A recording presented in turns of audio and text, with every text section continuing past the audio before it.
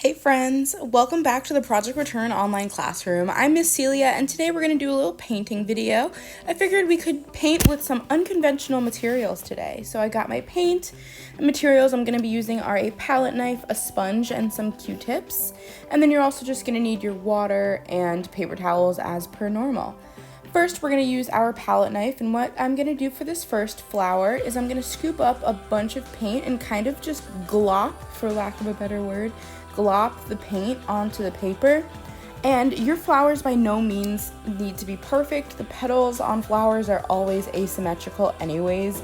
There's no such thing as a perfect flower, so these can be as abstract or uneven as they need to be, and they're still going to come out super cool. So I just used my darker paint and layered it down first, and now I'm taking my mid-tone paint and layering it on top.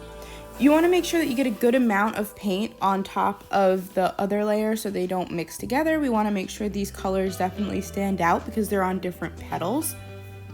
It might take a little bit of work, but you can go ahead and glop on a new color, and then I'm taking my light tone and just doing a nice bit of it in the middle and then slowly working it out with the edge of my palette knife. For your middle color, for your light color, it does not have to be perfect because I kind of wanted it to have a blended out look. So you by no means need to make this part perfect. I think that it also looks better if it's a little bit mixed in with the other color. And this is just a flower from another perspective. I'm going in with my darker color and doing it almost from a side angle, like it's blooming and we're looking at it from the side. So it's kind of reverse here. The darker petals are in the middle and then our lighter petals are going to be on the outside.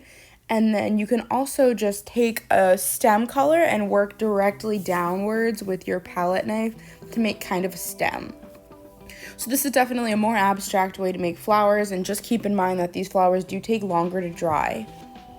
Now I'm going in with my sponge and I'm using two different tones, and what I'm going to do is my lighter tone is going to be on the edge and I'm going to kind of work it up so it blends nice and evenly, but also again, these petals don't have to be perfect. You can kind of see what I'm doing here. I'm making sure that I'm keeping my darker tone in the middle and then slowly working it upwards into the lighter pink. This almost looks like a starburst.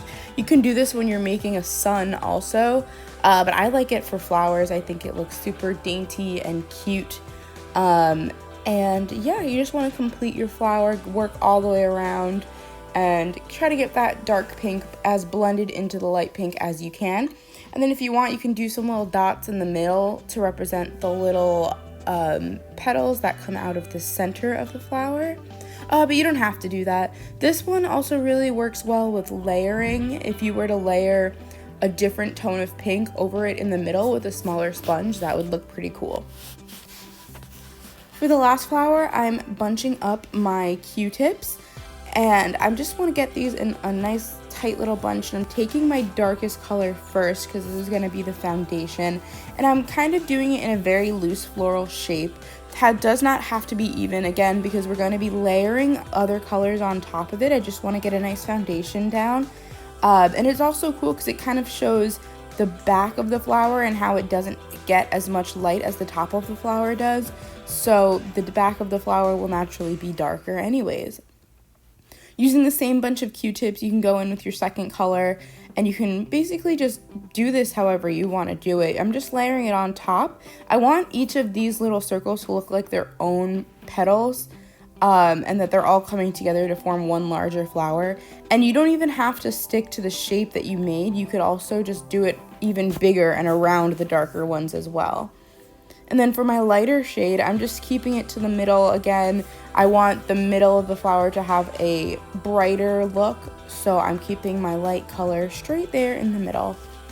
And then bonus flower, we're going to be doing some finger painting.